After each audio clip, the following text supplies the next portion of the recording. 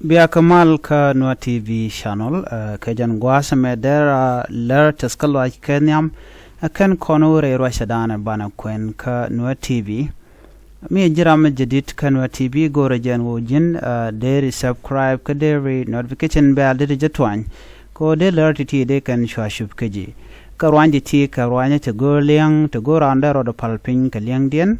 kenyam bana rwache ka kwiwut commercial ka Dr. Peter Biara Jack ka jan lerame kan kono niam gore jan wojin der sharo der ja kweng pin ka kor commissioner chachop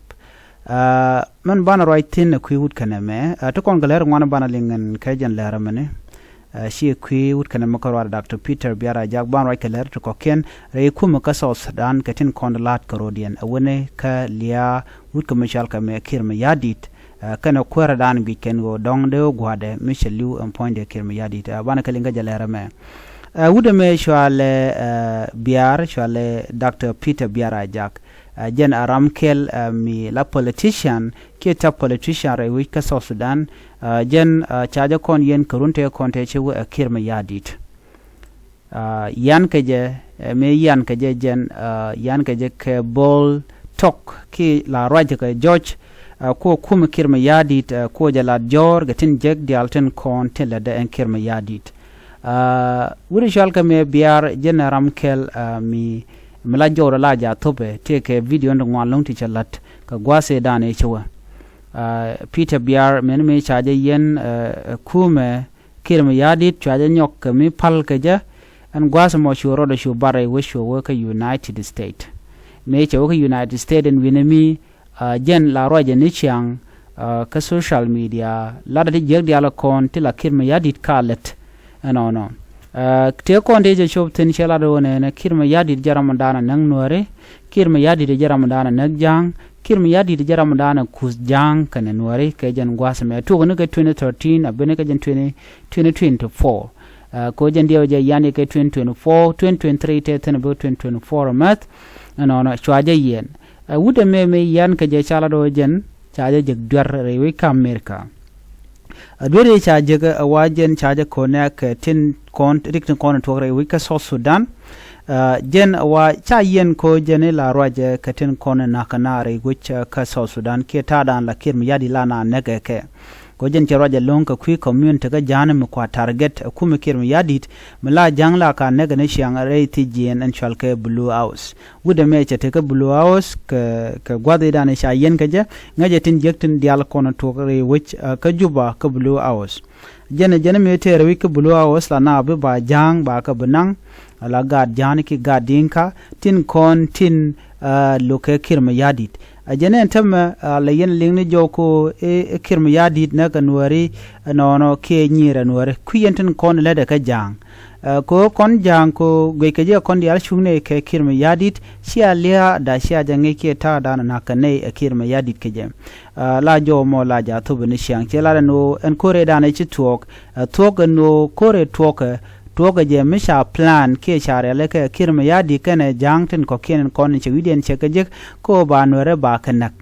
ajene plan mishare le ka already en go ba kore che to ka 1991 re wijbor mechi Dr. John Garang ma biur mechi ga dakpin kane reg machar gwade ci korni che tokten che la no chikan la no ba mishir kan mo ba je chul ajene kwala lat ke 2013 me shane ru ngwanda chuke more than 400,000 civilian shaka na ka wudu shal ke kirma yadi donne naka ka law la nirvein na mo chu to ko chura la mo chu tin ka gwase dan ka kore me ci to gene shu biara wache te ka party ki te ka de la waje la mai la ka koka kwala kujmi jen tok da bat do ba dan insha Allah de kwala yenere wicin gine mi wala yoto wala ka je ka long ka sha gurno dong to de ka la de lo le shi koga mech te koga shi ma ke koga ne tin kontin de kirma yadi de ka kum kirma yadi de ka na kulle joj ko kirma yadi ta kum de chaje logo ne tin wana long mene ngene dial ji ko teria nuari mene dorin kokien do no dwal na ke kirma yadi ko jen te ka neitin kontin te ka jakel che ka nuar kone ya kok che ka ji ko teria dial kone ya kok kane de togan dial jakan kirma yadi ko sha kirma yadi cha jabulwang kami woikeje je ko la no ba kirma yadi ba jo ba yi woika kor telam da dien tela do mi ba mal ba no jere wi ka South Sudan ene mi cha ma cha ja kon yat kir mi yadit cha jo mo cha ja kon ka gwase da men me cha ja yen jo ko kon lat ka kwiden tama cha to ko ne Peter biar shala do dong ba je lo jokre wi ka South Sudan anona kadi naat ko mi cha ja lo jokre wi ka South Sudan bi tek de betedi ka luinde jokre wi ka South Sudan do bana ba lo joko je do bana cha kuma America ke kum United States cha kwere cha ja ger cha na jangach ante ka jen kwere met ne Trump jen kwere kama cha je gno jen gwan dwiri ke cha ji yen re te jen wala ja deport ba je nang re duarun bi de jer kon la le bi ko la ne dorun ntongomi Lunoch and Peter Biar istor de ken istor manan teknik ko ken different jen kana kwal tel jekte la te la ro jen che kwal dong de je wuki je no dunde waawo jen la yola ka jaga ke la yo jagarar no mo mi sha kwen ngoda bare ti jen bat gwe ke jen an go dong de je deport ke de je nang re wuki ka South Sudan kana me riek boni ko dero gwal mutu gwantara te ten changa ko America chi lo jen che de ted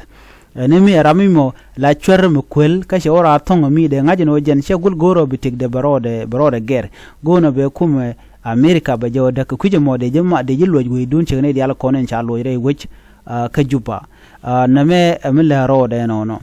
so Peter Biar lat ka jen go dong de je deport mi cha je jegder ka tin de ala kon tin che te cho de lat ka gwase dan jena politician mi bum ngai ke ne dial ka tin kon tin lede bana wo kala dodien modongo ren wo dongde kono nywaka jen gwasame please gorno jin biname bi nywagane ko ken no ka chuje poro jin jin be subscribe lero dodien bana ten gwasame bana roike kwi parkol ramkel ngai kon diala no cha kwany la interim chairman ka kwi Dr. Riek Machar go dare Riek Machar dare jager ka ngare de ka party la pardung SPLA ayo ngai kone o ken kir ma yadi tiken ka agreement misha ngech en wo dong de parkol dare Dr. Riek Machar dare jawuj ba Dr. Riek Machar be non gwadame ko bante kon lat ko den ban ka kulangach non parkol ka gwaze dane chika tika dol kanene te konte te kel ka ja ka re kuma ka gwaze sha Dr. Machar me cha je yenten and Dr. Machar me cha je yen ka bire dane chi chogre which can nasser no shu to ko ba wud shal ga parkol ba je force ko be larano janam dana biya kwar ka gwa Dr. Machar men me cha Dr. Machar cha je luñ na mo chikon ngaje no share reaction mi di long che jenong kane tin wana no menji parkola la che chong ke shimo gwa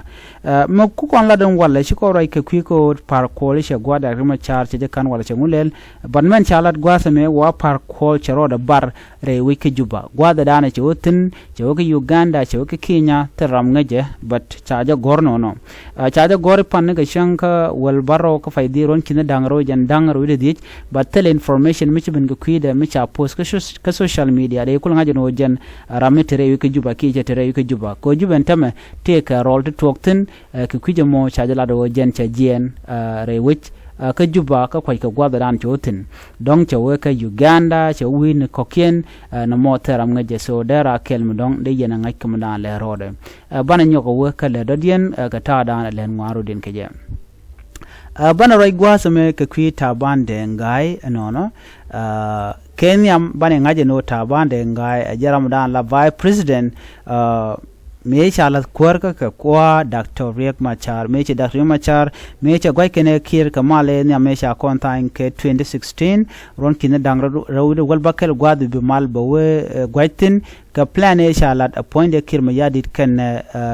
wudi shal me tabande ngai plan de no ne de Dr. Riek Machar de janna ka crossfire gwade che kor me che to ko kan te redul ka parliament gwade te ka redul ka parliament che togo no shi deini wut kana me deini self ke ma yadit shi kana gorno bike deini Riek Machar tin terar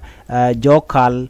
kirar parliament biken kanak and gwad mo chu kor mo yo tok chwane te ngwana long tila body gani Dr. Riek Machar men body gani nyin ka point en kir chwa kana kan gwad mo chu kor mo shurum ka chula no era madana to kore Dr. Riek Machar kana kon ngach ke kana ngaj ba win mo no ne me tok ko jaram dana take a plan a point de would shall make him yadid but kana talk ci dente konte la dene SPLA ayo shika bom long ko bi ken Dr. Riek Machar bi ken gang men me ci kana nang rai kan nang ne ko Congo ajene kulte ko she Dr. Riek Machar cha jaw yen ne ka South Africa chana jo mo chana jelingane me yan ge win mi ka South Africa wa plan we ji international community ko ge jen wo jen Ramadan dong me logo bi mal bere wi ka South Sudan but ne ko gwade dane chaje yen tele mal mi shiben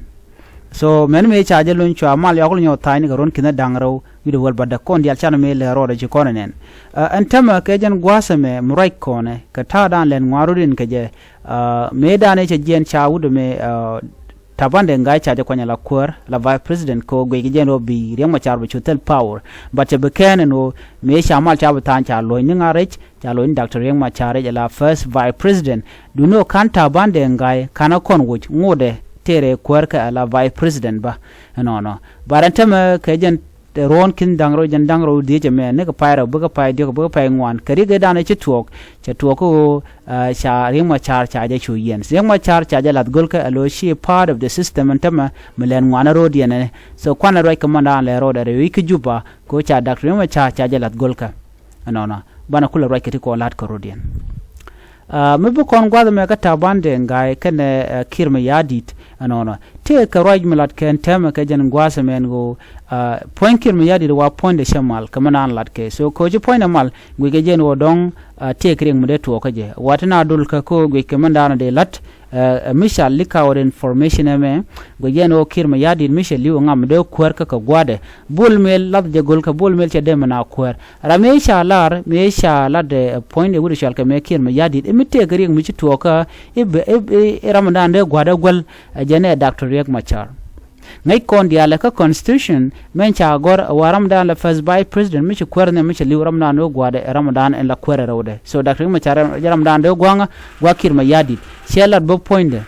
shelat wona ne jene han mu wa li ramadan bi kwer dr riek machar ban mu ka li teram la kwer so we all know this thing to kon message chana je kwen to kon video chana je ko ngai kon manana chalat anga wude shal ka me kirma yadi so kon ban ka plan dan to ko tama ko charing ma char chaje yen ramadan tiklis entama mandia kwer wude shal ka me tabande ngai jen dana le rode ajen plan dan lat ka bonta ka jen plan le rode ka jang ko bul mel wa nane lonko dera president rai we ka South Sudan no nane long so ramadan gi kenga taban dengai jaram nan ke deben ala president so karamos te lat ko den tama wa na de dul kan tama ken minister dial wa churo lat duletin kon dol ka tin dol kan shangach kon tama an kwern kin yadi te tegin dang rawto nin dang jok kan ro nyot publicly me point ko pal ke chiluni jentara ngade but there is something going on right now tonight a meeting ne jo mu gorno de yana ngach ramadan go ken wode ban la kwer taban dengai enemy cireng machar cha jallu jaram dan dong de gwa kim yadi de je kula gwal shu wudi sharla me bol mel men japal bol mel we ben la kwer tegrik dang roto butok regen yam bol mel point de bajanak bol mel che de ben la kwer ma dong mena dien be jang pugor nda karo dien mo bol mel we ben la kwate gani de dite long te ci bol mel ka dem lañ bon yam dien no ko ns pele te ke lisme te ke ramadan de ta gorne regma cha so ram de gore wudi shalga me kem yadi regma char mi che jen ramadan de gwar dong de ra wudi shalga me ta bande ngai ke nyandeng no wona ka wane gane te shalke Josephine ne te kon tin pai ko la vice president to kon tele mu to ko dangaro de bolmel kana wudi kana kanjen chi shalga me Josephine tele me lat ka changa kel nyande ngana ta ban ka dr machar kan den kon tin nong de gwa kwerka wutka mashalka me kirma yadin mete gareng mete tok so jan jodana go de nyoya kel ne bana le de dian banjelen ling chuje pro jeno jin subscribe ka bi notification bell bi twany ko bi more news bi ka kula mala jig gwa same ka Nuer TV channel en biata ka mal bye bye